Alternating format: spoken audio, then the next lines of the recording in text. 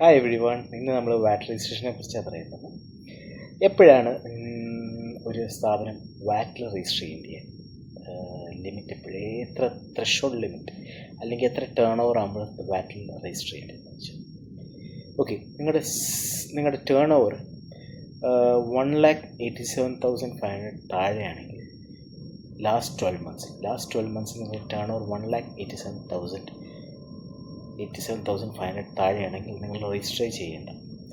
എന്നാൽ നിങ്ങളുടെ turn over 1,87,500 cross ചെയ്തു, ബട്ട് 3,75,000 താഴെയാണെങ്കിൽ നിങ്ങൾക്ക് വേണേൽ വോളണ്ടറി ആയിട്ട് രജിസ്റ്റർ ചെയ്യാം. നിങ്ങളുടെ ഇഷ്ടപ്രകാരം നിങ്ങൾക്ക് വോളണ്ടറി ആയിട്ട് രജിസ്റ്റർ ചെയ്യാം.